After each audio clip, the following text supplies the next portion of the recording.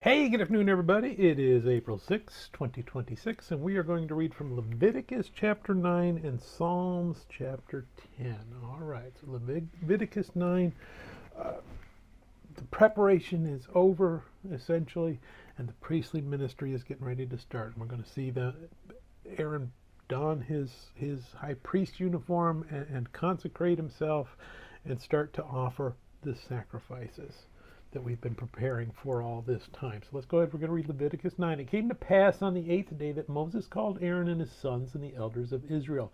And he said to Aaron, "Take for yourself a young bull as a sin offering and a ram as a burnt offering without blemish, and offer them before the Lord. And to the children of Israel you shall speak, saying, Take a kid of the goats as a sin offering, and a calf and a lamb, both of the first year, without blemish, as a burnt offering.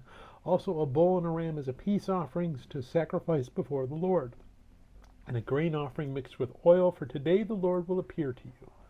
So they brought what Moses commanded before the tabernacle of meeting, and all the congregation drew near and stood before the Lord. Then Moses said, "This is the thing which the Lord commanded you to do, and the glory of the Lord will appear to you."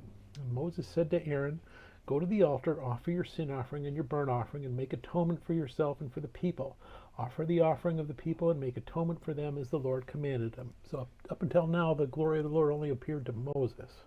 So now he's saying, okay, as part of this priesthood, he will appear to you as the head priest for sure. So we're going to continue here in 8.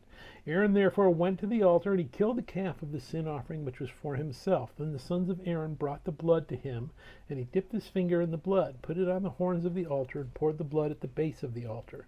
But the fat, the kidneys, and the fatty lobe from the liver of the sin offering he burned on the altar, as the Lord had commanded Moses. The flesh and the hide he burned with fire outside the camp. And he killed the burnt offering, and Aaron's sons presented to him the blood, which he sprinkled all around on the altar. And they presented the burnt offering to him with its pieces and head, and he burned them on the altar. And he washed the entrails and the legs, and burned them with the burnt offering on the altar. Then he brought the people's offering, and took the goat, which was the sin offering for the people, and he killed it, and offered it for sin like the first one.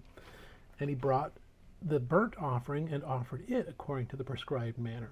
Then he brought the grain offering, took a handful of it, and burned it on the altar, besides the burnt sacrifice of the morning. He also killed the bull and the ram as sacrifices of peace offerings, which were for the people. And Aaron's sons presented to him the blood, which he sprinkled all around on the altar, and the fat from the bull and the ram, the fatty tail and what covers the entrails and the kidneys, and the fatty lobe attached to the liver, and they put the fat on the breasts.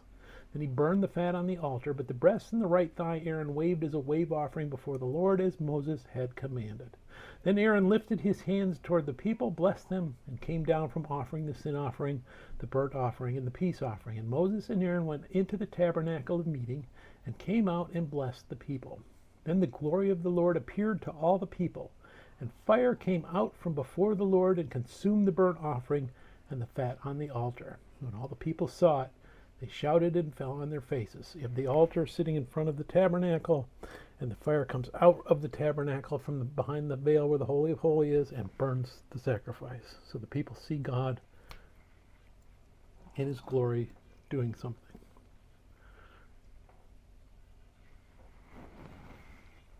And now we have the priesthood has been confirmed. The tabernacle is confirmed as the place that God lives. All will be well. Well, we'll see how that works out tomorrow. Let's go over to Psalm 10. A song of confidence in God's triumph over evil is my little pericope here, but you might notice that underneath there is no title here. Why? Probably because Psalm 10 and Psalm 9 go together. Somewhere along the line, people started separating them. They have a similar theme. There was a lot of lament in Psalm 9. Not so much here in Psalm 10. It's more praising God. So kind of we had the lament, and we started to hope that God would fix things, and then in 10 we were starting to realize, hey, he didn't fix it right away. Should I really keep hoping? And Psalm 10 says, yes, we should. God will do things in his own time for his own purpose, and we just need to get with the program, I guess is a nice way to put it. Let's go read Psalm 10. Why do you stand afar off, O Lord? Why do you hide in times of trouble? The wicked in his pride persecutes the poor. Let them be caught in the plots which they have devised. For the wicked boasts of his heart's desire. He blesses the greedy and renounces the Lord. The wicked in his proud countenance does not seek God. God is in none of his thoughts. His ways are always prospering. Your judgments are far above, out of his sight. As for all his enemies, he sneers at them. He has said in his heart, I shall not be moved. I shall never be in adversity. His mouth is full of cursing and deceit and oppression. Under his tongue is trouble and iniquity. He sits in the lurking places of the villages. In the secret places he murders the innocent. His eyes are secretly fixed on the helpless. He lies in wait secretly as a lion in his den. And again, Psalms are that symbolic, metaphoric speech. So he's not saying that he actually is eating people, but he's an evil, selfish, narcissistic person. I hope that makes sense. So again, don't take it literally. It's all figurative speech. Verse 10, so he crouches, he lies low, that the helpless may fall by his strength. He has said in his heart, God has forgotten. He hides his face, he will never see. And that's what we want to get out of the meaning of don't try and analyze the symbology. What does it mean? He's the enemy of God. He doesn't care what God thinks. He's going to do what he wants for himself. Arise, Lord. Verse 12, O God, lift up your hand.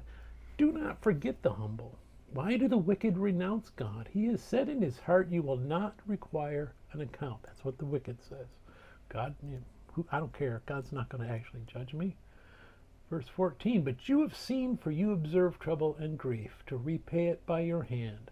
The helpless commits himself to you. You are the helper of the fatherless. Break the arm of the wicked and the evil man. Seek out his wickedness until you find none.